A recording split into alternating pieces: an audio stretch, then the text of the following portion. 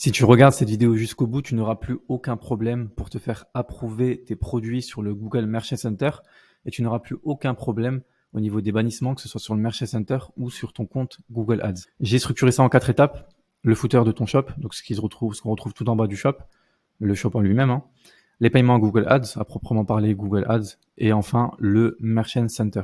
Le footer de ton shop, alors il faut que tu as vraiment des informations complètes sur ta société, ta micro-entreprise. Si tu n'as pas de micro-entreprise qui est créée, si tu n'as pas envie de mettre tes infos de société pour X ou Y raison, c'est déjà mort. Numéro de téléphone, adresse postale, adresse mail, donc ça normalement si tu fais déjà du Google, tu le sais déjà.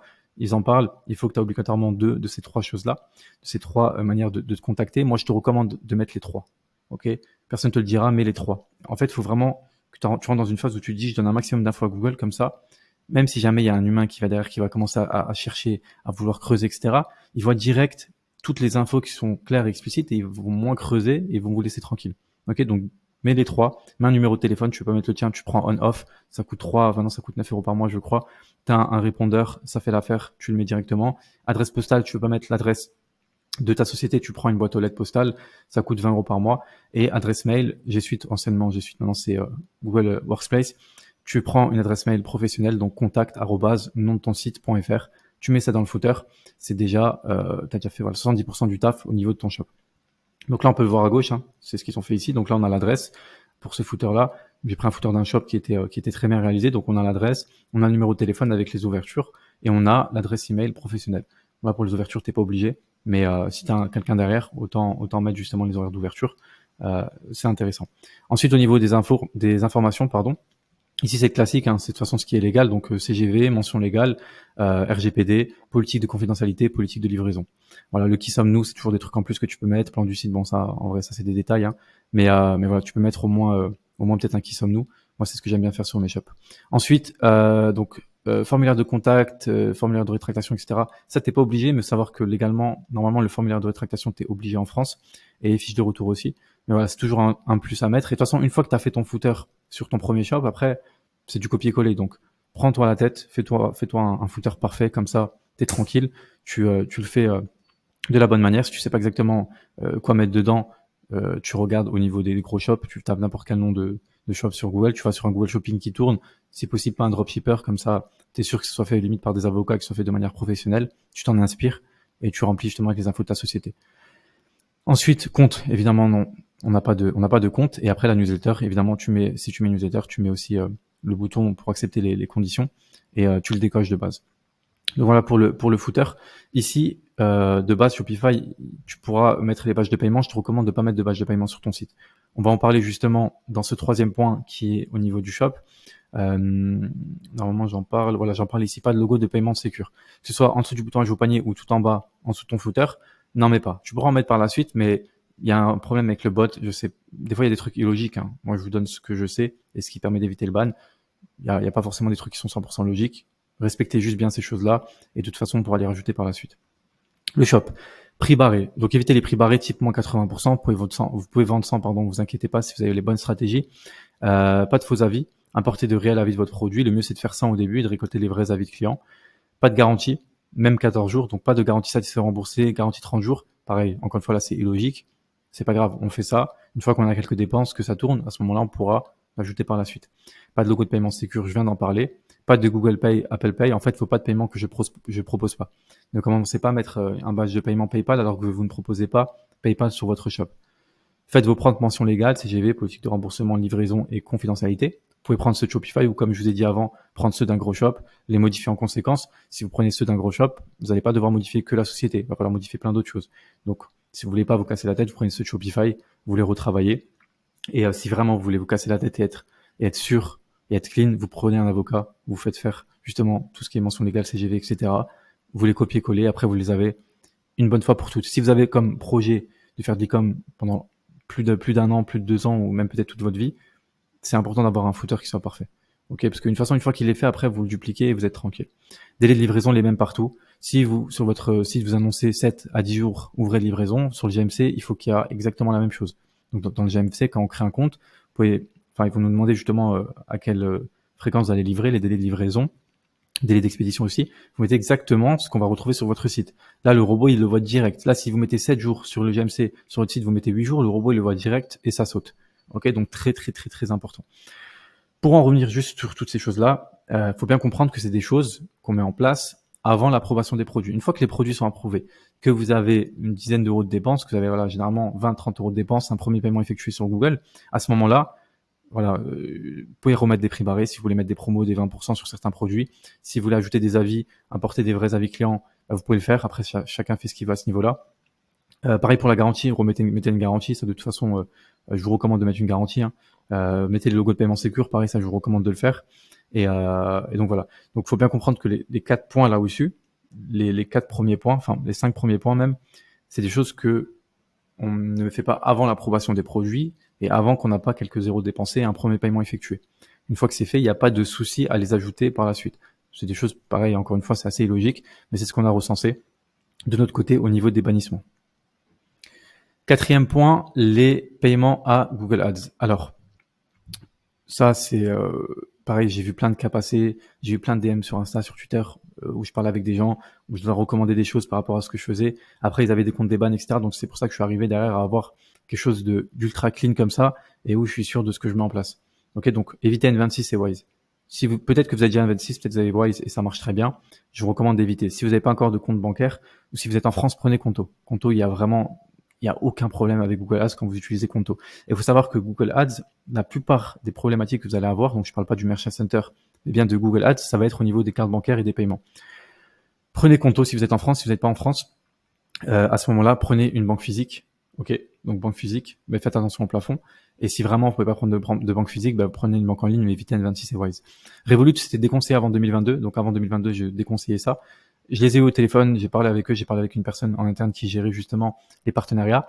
Et il m'a parlé justement d'un partenariat qu'ils ont mis en place avec Google Ads. Et depuis, il n'y a plus de problème. J'ai eu des élèves qui sont passés par Revolut et on n'a eu aucun souci. Donc Revolut, normalement, maintenant, c'est bon.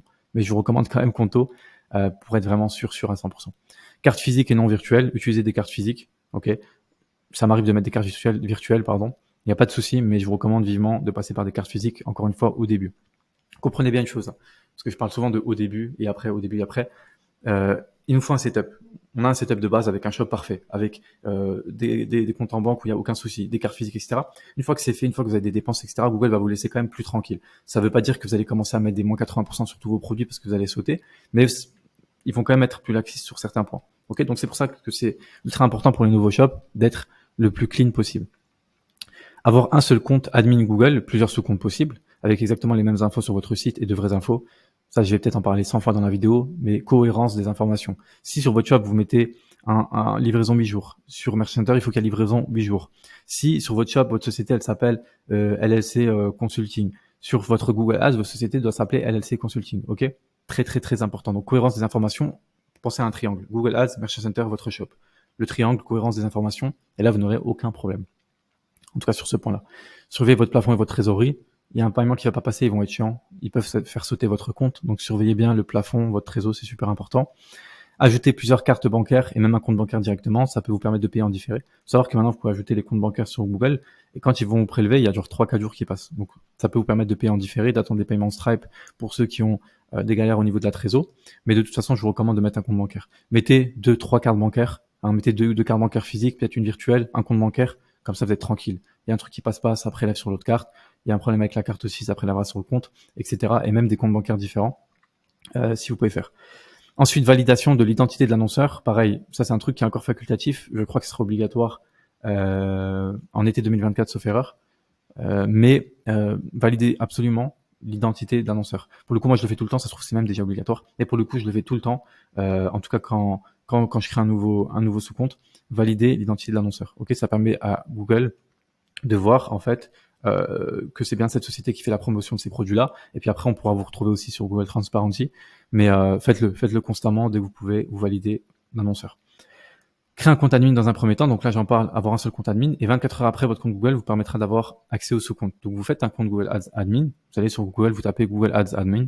Vous faites un nouveau compte, vous laissez 24 heures passer, vous faites un sous-compte et vous travaillez sur ce compte-là. Comme ça, vous avez un compte admin qui est le compte boss, qui n'a pas de problème.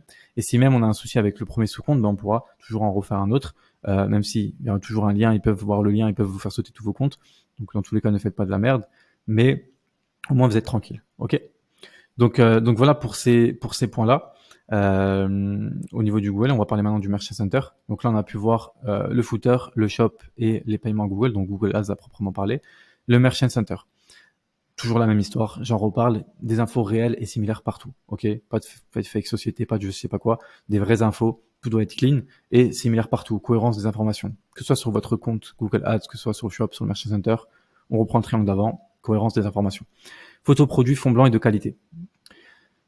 Il y a 1000 écoles sur ça. Il y a 1000 écoles sur les fonds blancs. Je vais vous dire ma vision sur ça. Google vous interdit les fonds blancs. De base, c'est interdit. De base, vous allez vous taper sur Google. Je peux vous mettre le lien sous la vidéo. Et vous allez voir au niveau des règles shopping, ils interdisent les fonds. Ok, ils veulent absolument tous vos produits sur fond blanc. Maintenant, vous tapez le nom de n'importe quel produit sur le shopping, vous allez voir que 80% des annonceurs en ont rien à foutre. Ok. Donc, ce que je vous recommande à ce niveau-là, c'est que si c'est votre premier shop, votre premier second Google, votre premier Merchant Center, ok, mettez les photos sur fond blanc, faites un premier compte tranquille, clean, pas trop de promos, dépensez peu même si vous, voilà, au moins dépensez un peu d'euros, etc. Et puis après, faites le travail de repasser votre produit sur un fond si vous pensez que ça va améliorer votre CTR sur le shopping et après votre taux de conversion. Ok. Donc moi, je suis de l'école de, ça m'arrive même à moi, enfin, la plupart de mes shops, je vais pas mettre des fonds blancs, mais premier compte, faites attention. Ok. Première boutique, faites attention parce que après, ils vous auront sur la sellette et ça va être chiant ensuite. Ok. Donc on évite à tout prix les bans, on évite à tout prix les, la non-approbation de nos produits et comme ça après on est tranquille. Dernier point, la checklist. La checklist, je vais vous montrer ça juste après. En fait, c'est une checklist où j'ai pu ajouter exactement tout ce qui peut vous causer un ban. Comme ça, à côté, vous pouvez à chaque fois cocher si c'est réglé ou pas, mettre un commentaire. Et en fait, l'idée de cette checklist-là, elle est très poussée. Hein. Il y a 80%, enfin, il y a peut-être 50% des choses qui sont obligatoires, 50% des choses qu'on fait pour être faillot, pour être un très bon élève et que Google nous laisse tranquille, ok? Mais je vous recommande de la suivre, surtout si c'est votre premier shop ou si vous avez des bans ou si vous avez des produits qui sont pas approuvés. Suivez-la, appliquez ce qu'il y a autour de cette checklist-là.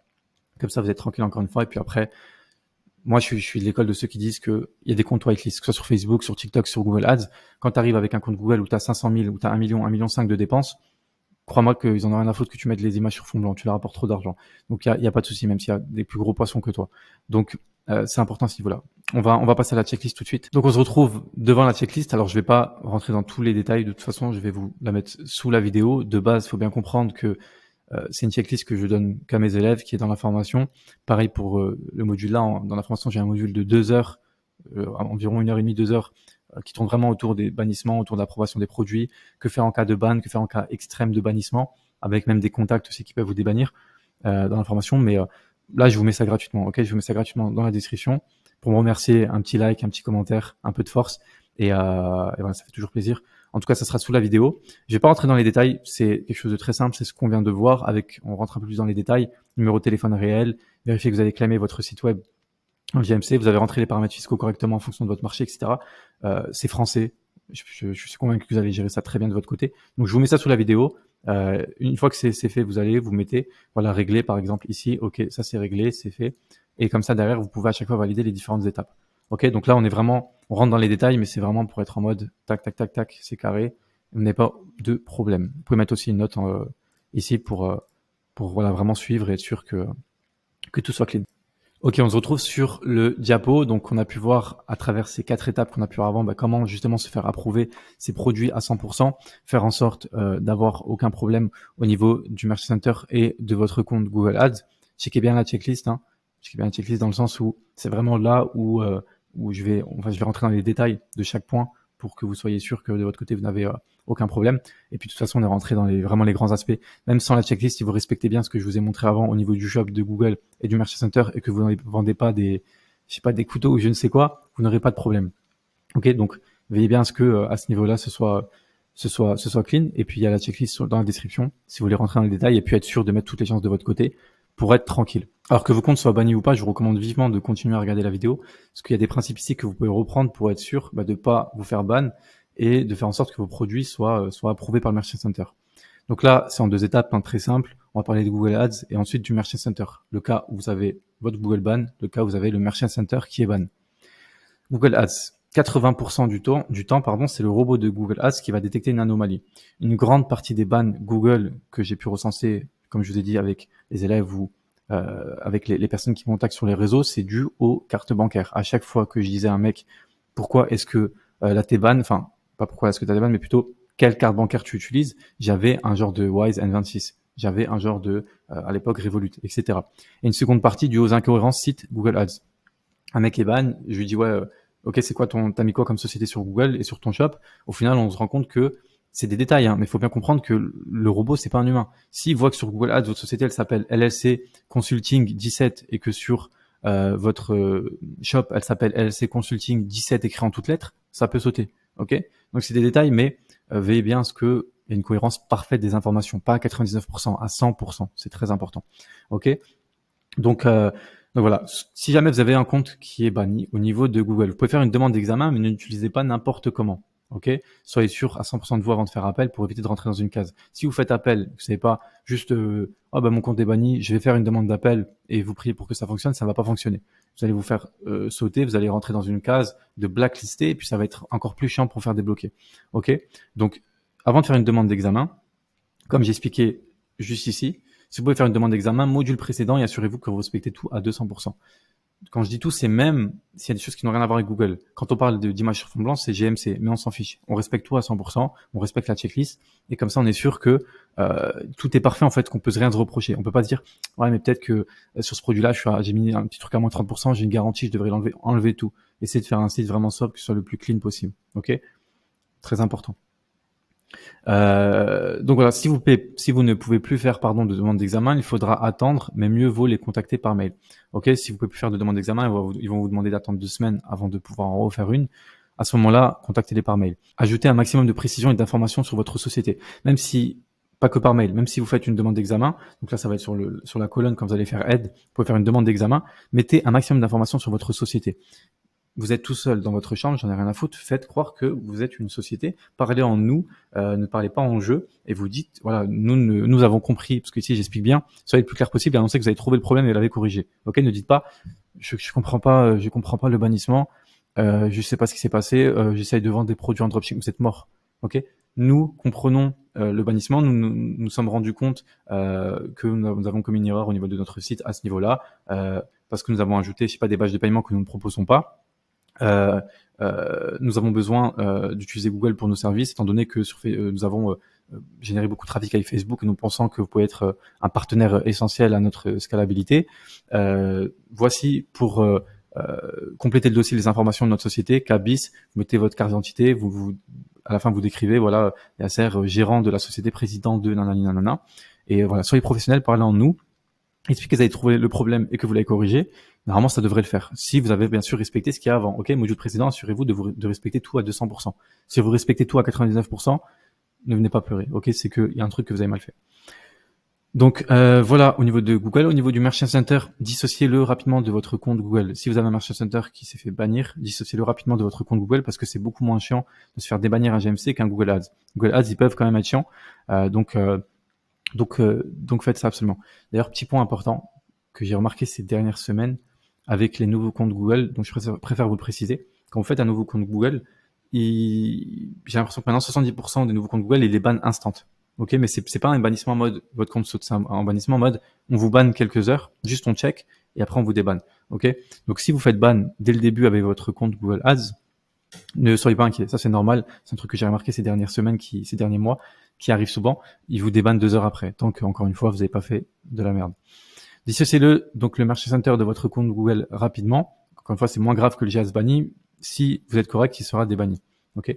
Checkez s'il n'y a aucun problème d'incohérence. De toute façon, il y a deux choses avec le GMC. Cohérence des informations avec le triangle GAS Shop, reprendre la checklist de A à Z et s'assurer que sur son shop, tout est clean. Ok, ce qu'on a pu voir auparavant. Donc les avis, les garanties, les promotions, le footer parfait, etc.